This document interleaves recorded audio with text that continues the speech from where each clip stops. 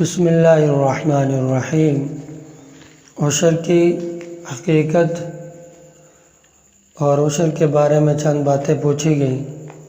اس سے پہلے اس کی اہمیت دل میں بٹھا لیں، یہ عشر کس قدر ضروری ہے، اور عشر کے لیے اس بات سے آپ اندازہ لگائیں کہ نماز پڑھنے کے لیے عاقل، بالغ اور عشر ایک ایسی چیز ہے کہ اس میں عاقل ہونا ضروری نہیں، بالغ ہونا ضروری نہیں، اور یہ ساری باتیں اس کے باوجود عشر دینا لازمی۔ اس کی حقیقت سمجھیے، عشر شریعت اسلامیہ کا ایک اصطلاحی لفظ ہے جس کے اصلی معنی 10واں حصہ ہے، مگر حدیث میں نبی کریم صلی اللہ علیہ وسلم نے واجبات شرعیہ کی جو تفصیل بیان فرمائی، اس میں عشری زمینوں کی 2 قسمیں قرار دی ہیں۔ ایک میں پیداوار کا عشر 10واں حصہ فرض ہے، اور دوسری میں نصف عشر یعنی 20واں حصہ فرض ہے، لیکن شریعت کی نظر میں دونوں قسموں پر عائد ہونے والی زکوٰۃ کو عشر ہی سے تعبیر کیا گیا ہے۔ عشر کا حکم سمجھیے، عشر کا تعلق زمین کی پیداوار سے ہے۔ جیسے مال میں زکوٰۃ فرض ہے، اسی طرح سے زمین کی پیداوار میں عشر فرض ہے، اس لیے اس کو زکوٰۃ الارض یعنی زمین کی زکوٰۃ بھی کہا جاتا ہے۔ عشر کی فرضیت کا سنیے، عشر کا فرض ہونا قرآن سے، حدیث رسول صلی اللہ تعالیٰ علیہ وسلم سے، اجماع امت سے اور قیاس سے ثابت ہے۔ قرآن و حدیث سے مختصر طور پر عشر کی فرضیت آپ کے سامنے ذکر کرتے ہیں۔ اللہ تعالیٰ کا ارشاد ہے، یا ایھا الذین آمنوا انفقوا من طیبات ما کسبتم ومما اخرجنا لکم من الارض، سورہ بقرہ کی آیت نمبر 267، 267 آیت نمبر ہے، جس کا مفہوم یہ ہے، ایمان والو، خرچ کرو پاکیزہ چیزیں اپنی کمائی میں سے، اور اس چیز میں سے خرچ کرو جو اللہ فرماتے ہیں ہم نے تمہیں عطا کی، اور زمین میں سے، زمین کے ذریعے سے۔ ایک اور جگہ اللہ سورہ انعام میں فرماتے ہیں، وَآتُوا حَقَّهُ يَوْمَ حَصَادِهِ، اور دیا کرو اس کھیتی کا حق جس دن اس کو کاٹو۔ دونوں آیتوں سے عشر کا فرض ہونا ثابت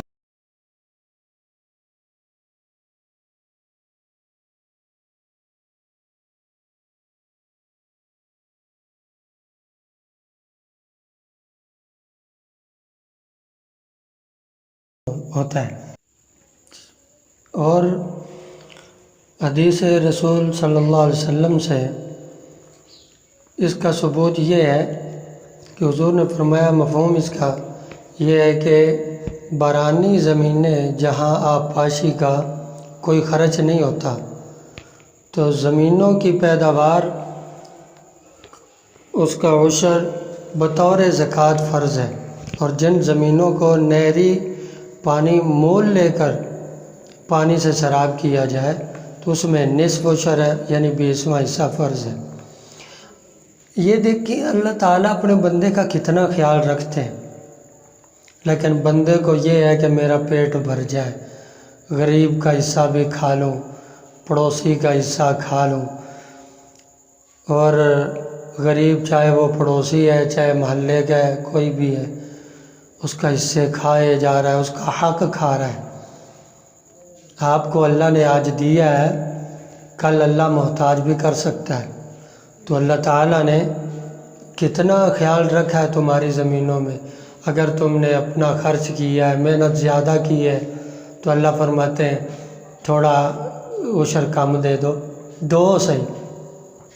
اگر آپ کا کچھ خرچ نہیں ہوا، پانی اللہ تعالیٰ نے خود آپ کو عطا کر دیا، بارانی پانی ہوا ہے، تو آپ کو عشر پورا دینا ہوگا، آپ کا خرچ نہیں۔ اللہ اپنے بندوں کو، جو بندہ اللہ کے چاہنے والوں کو، غربا کو بندہ ان پہ خرچ کرتا ہے نا، اللہ اس کا خرچ بھی نہیں کرواتے اور اس کو ڈبل عطا کرتے۔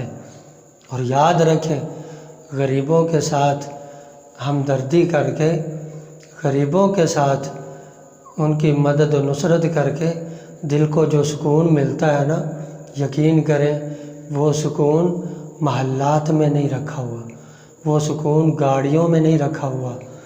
اللہ تعالی ہم سب کو دلی اطمینان اور سکون نصیب فرمائے۔ اور عشر کی اہمیت یہ ہے، عشر کے اہم عبادت ہونے کا اندازہ آپ اس بات سے لگایا جا سکتا ہے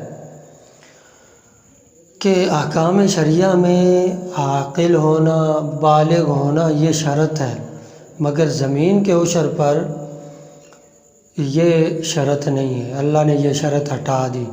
مطلب عشر کتنا ضروری ہے ادا کرنا۔ زمین والا اگر بچہ یا پاگل بھی ہو نا تو بھی پیداوار پر عشر فرض ہے۔ ان دونوں کے جو سرپرست ہیں، جو پاگل ہیں، ان کے جو سرپرست ہیں بھائی، والدین یا ان کے چچا وغیرہ، تو ان پر ان کا ادا کرنا فرض ہے۔ اور یہ تھے عشر کی اہمیت آپ کے سامنے عرض کی تھی۔ اور اب بس چند منٹ ان کی جو مسائل ہیں نا وہ سماعت فرما لیں۔ کس پر اور کہ مطلب کون سی پیداوار پر یہ پوچھا گیا ہے کہ عشر فرض ہے اور کس پیداوار پر عشر فرض نہیں ہے، یہ بڑے اہم مسائل ہیں۔ اس بارے میں ضابطہ یہ ہے کہ زمین سے جو پیداوار آمدن اور فائدہ کے طور پر اصل مقصود ہو اس میں عشر فرض ہے، اور جو پیداوار اصلاً مقصود نہیں اس میں عشر فرض نہیں۔ اب اس کا آگے آپ کو تفصیل بتائیں گے، پھر اس بات کو آپ سمجھیں گے نا تو اگلی باتیں سمجھنا آپ کے لیے آسان ہوگا۔ پھر یہ سنیں کس پیداوار پر عشر فرض ہے اور کس پیداوار پر عشر فرض نہیں ہے۔ اس بارے میں آپ ضابطہ یہ ذہن میں رکھیں کہ زمین سے جو پیداوار آمدن اور فائدہ کے طور پر اصل مقصود ہو اس میں عشر فرض ہے، اور جو پیداوار اصلاً مطلب بنیادی طور پر مقصود نہیں ہے اس میں عشر فرض نہیں ہے۔ اب سنیے آگے اس کے مسائل۔ ہر قسم کے اناج مثلاً گندم، چاول، مکئی، باجرہ، میوہ اور پھل وغیرہ۔ نمبر 2، جانوروں کے لیے جو چارہ اگایا جائے مثلاً برسین، جوار یا کہ جوی، مکئی وغیرہ۔ کہ نمبر 3، سفیدہ، پیپل، چیل، بانس، آگے جنتر، اس قسم کے اور درخت جن کو کاٹ کر بیچا جاتا ہے، اور وہ پھول جن کی پیداوار آمدنی کے لیے مقصود ہو، مطلب جن سے کمائی مقصود ہو، مثلا سورج مکھی، سویا، سونف، سرسوں اور السی وغیرہ۔ تو یہ وہ پیداوار ہے جن کے آمدنی پر بندے کو فائدہ ہوتا ہے اور ان پر عشر فرض ہے۔ سمجھ آ رہی؟ اور آگے جو ذکر کریں گے ان پر عشر فرض نہیں ہے۔ مثلا توڑی، بھوسا کہا جاتا ہے، پرالی وغیرہ، سوکھی چری جس سے اناج حاصل کر لیا گیا ہو۔ اور نمبر 2، وہ بیج جن کی زراعت مقصود نہیں ہوتی، جیسے تربوز، خربوزہ، ککڑی اور کھیرے کے بیج، اسی طرح لکڑی، ایندھن اور درختوں سے حاصل ہونے والے گوند، یہ چیزیں جو ہے نا ان پر عشر نہیں ہے، جن پر عشر ہے وہ میں نے پہلے آپ کے سامنے عرض کر دی۔ عشر کی چند متفق مسائل جو ہے نا وہ یہ ہیں۔ عشر کے فرض ہونے کے بارے میں ضابطہ یہ ہے کہ عشر پیداوار کے مالک پر فرض ہوتا ہے، لہٰذا جو زمین ٹھیکے پر دی جائے اس کا عشر کاشتکار کے ذمے ہے، کیونکہ وہ پیداوار کا مالک ہے۔ سمجھ آئی؟ جو پیداوار کا جو مالک ہوگا نا، پیچھے جو چیزیں عرض کر دیں جن پر عشر فرض ہے، تو پیداوار کا جو مالک ہوگا اس پر عشر فرض ہے، ٹھیکے پہ دینے والے مالک پر عشر فرض نہیں ہے۔ آگے نمبر 2 مسئلہ، جو زمین بٹائی پر دی گئی ہو اس کا عشر مالک زمین اور کاشتکار دونوں کے ذمہ اپنے اپنے حصہ میں واجب ہے۔ مثلا دونوں کا حصہ نصف نصف طے ہوا یا 1/3 2/3 طے ہو، تو اس صورت میں عشر دونوں پر اپنے اپنے حصہ کی پیداوار کے مطابق لازم ہوگا۔ وہ میں نے پہلی بات پر آپ وہ کر لیں کہ پیداوار مکمل جو ہے نا، جو مالک ہوگا مکمل پیداوار کا تو اس کے اوپر مکمل عشر فرض ہے، تو جو مکمل پیداوار کا جو مالک نہیں ہوگا، جس قدر جو مالک ہوگا اس قدر اس پر عشر بھی فرض ہوگا۔ اگلا نمبر 3، زکوٰۃ کی طرح عشر کا کوئی نصاب مقرر نہیں، بلکہ پیداوار کم ہو یا زیادہ ہر حال میں اس کا عشر نکالنا فرض ہے۔ اگلی بات یہ آپ کو سمجھ میں آ گئی ہوگی، بات دوبارہ سماعت فرمائیں۔ ایک ساتھی کہہ رہے ہیں کہ نہیں، زکوٰۃ کی طرح عشر کا کوئی نصاب نہیں، لیکن زکوٰۃ ہے نا کہ 52.5 تولہ چاندی اور 7.5 تولہ سونا، اس پر سال گزرے اور یہ مقدار ہے نا، تو زکوٰۃ کی طرح عشر کی مقدار کوئی نہیں ہے، جتنی بھی اللہ تعالیٰ عطا کر دے اس میں سے 10واں یا 20واں حصہ نکالنا ہوگا۔